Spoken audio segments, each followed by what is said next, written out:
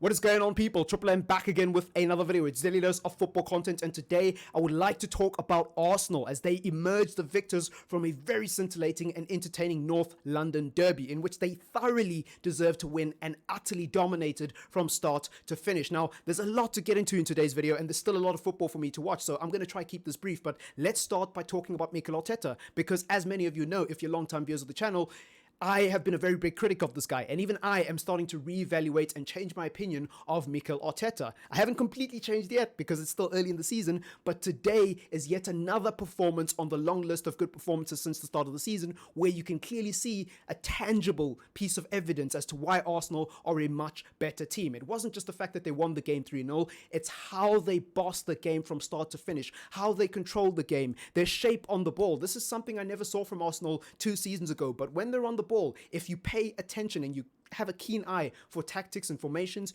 you'll notice that Arsenal, when they're on the ball, have 2 centre halves on the halfway line.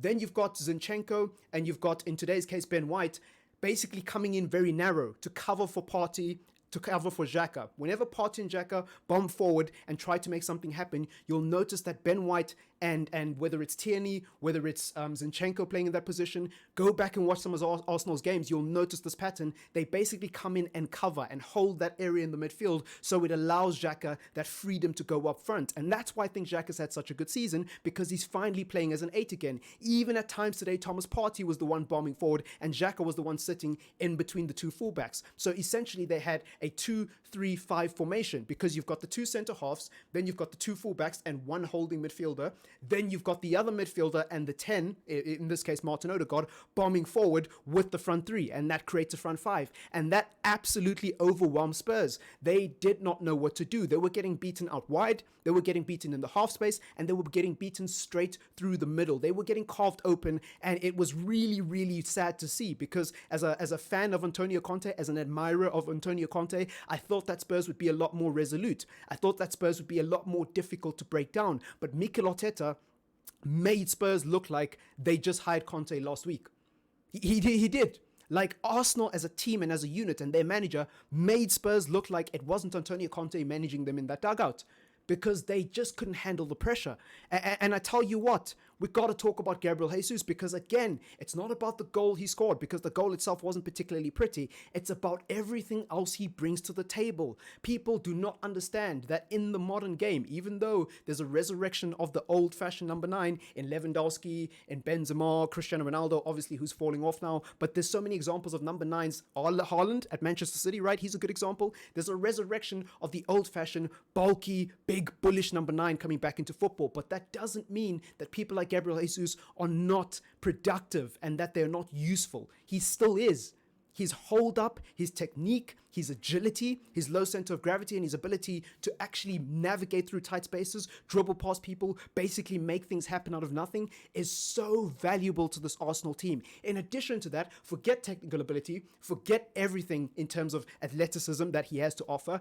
His mentality, the fact that he was in a position and he wasn't switched off, he wasn't ball watching, he was in a position anticipating a mistake, and he was sharp enough to capitalize on it, is exactly the sort of experience and killer instinct that Arsenal have been missing for a very long time. This is a guy who's been in a dressing room that's won Premier Leagues, dressing room that's been to a Champions League final, a dressing room that's won more Carabao Cups than you can count. Right? He knows what it takes to win. And sometimes you need a little bit more than just technical ability, talent, or skill, right? Sometimes you need a bit of concentration.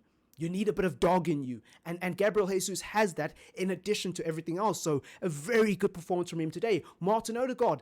Personally, I think this was his best performance of the season. Arsenal fans might disagree because you watch Arsenal every week. I personally don't, even though this season they're one of the teams I'm actually watching the most, ironically.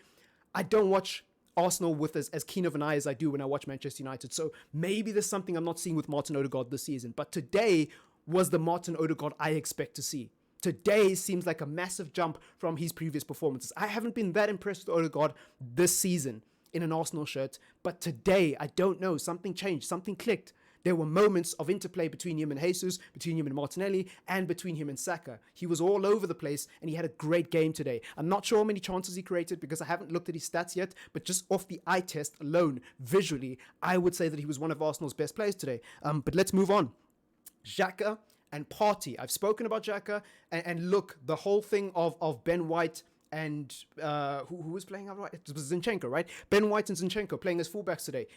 The whole thing of them tucking in and coming to cover in the midfield and playing alongside Thomas Partey when Arsenal have the ball, it allows someone like Xhaka to bomb forward and be a number 8. And when Xhaka plays as a number 8 and he doesn't have as much defensive responsibilities as he had under Wenger and under Emery, then you start to see why Granit Xhaka is actually a good player. You start to see why Granit Xhaka is still at Arsenal, why he still gets paid the big bucks. Arsenal have a player in Granit Xhaka. I know it's not fashionable to say so. I know it's not fashionable to rate him, but there is a player in there. You just need to play him in the right position. It's kind of like the McTominay and Fred syndrome at Manchester United. They're players who've essentially been forced to play as number 6s when they're 8s. And we've seen the good performances they've had at Manchester United when they play as 8s. It's the same with Xhaka, in my humble opinion. Oh, yeah. Special mention to Thomas Partey as well, by the way. Fantastic technique on the goal, even though I'm not a fan of what's going on off the field with him at the moment.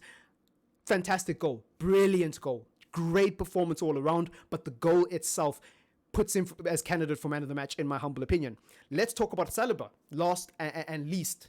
I saved the best for last. He was magnificent today. He showed maturity today. He showed leadership today. And even though there were a couple of times where Arsenal's defense looked very, very, very nervy and almost got exploited on the counter by Spurs, I think for majority of the game, they had a very good game. Now, I think Gabriel Magalhaes was the weak link in Arsenal's defense and has been for pretty much the entire season. And that's not to say that he was bad, but his mistake obviously led to a penalty. And just generally speaking, Gabriel Magalhaes doesn't seem anywhere near as good as Saliba, right? Like if you're asking me to say if you're asking me why have Arsenal been so good defensively this season, I'm going to say it's because of Saliba. I'm going to say it's because of maybe Ben White, maybe Zinchenko, maybe Tierney. I'm not going to say it's because of Gabriel Magalhaes because I haven't been impressed with him. And I think even though him and Saliba complement each other, I do think he's the weak link in that defense. I do think he's the one who's prone to mistakes. He's the one who's prone to getting drawn out of position a lot and leaving space in behind. And he's the one who clearly lacks a lot of experience at this level. Whereas Saliba, even though he's played less games in an Arsenal shirt than Gabriel Magalhaes, ironically looks like the more mature defender, looks like the older defender. And I think he's actually younger than Gabriel Magalhaes. So it's very weird. Saliba is clearly playing ahead of his years. And it's impressive to see, but I've got nothing else to say about the game. Spurs were very disappointing today. And to be honest with you guys, I never bought into the hype of Spurs at the beginning of the season and in the transfer window. I remember people saying that Spurs could potentially mount a title charge, and I was just silently laughing. I put out so many tweets saying, I just don't see it. I just don't believe in the hype of Spurs. I don't see it. And a lot of people were like, oh, you just don't know ball, bruv. Spurs are really good. They've got Conte now. They signed Kulusevski now. They signed Richarlison now. Spurs are going to cook next season. It's like, I just can't see it, man. I just can't see it. And I'm not making fun of anybody who predicted that Spurs would go on to have a good season. Like, if you got a prediction wrong, who cares? I get predictions wrong all the time. I mean, I predicted Liverpool to finish outside the top 4. So I'm probably going to look like an idiot 6 months from now. The point I'm trying to make is I just never saw the hype with Spurs. And today is yet another piece of validation for me, and my opinion. Even though Spurs are still high up in the table, they're still in the top 4, the results haven't been as good as the performances. The results have been okay, but the performances, they're not going to get away with this for a very long time. It's going to catch up with them. And today, it caught up with them. So I don't know what's going on at Spurs. They don't impress me that much. Arsenal, big up to them as a neutral, probably the most enjoyable team to watch this season. And yeah, we've got nothing else to say. I'm going to go watch Orlando Pirates and Sundowns in the MTN 8, and then I'm going to try get the Liverpool versus Brighton game up on a second screen and enjoy the rest of the football this afternoon. But what a way to start the weekend. Oh my word. I'm buzzing. I'm actually excited for Manchester United to play tomorrow now because I'm just, I'm feeling good. I'm feeling good about the football I've seen today. Anyways, it's been your boy TripleM. Peace.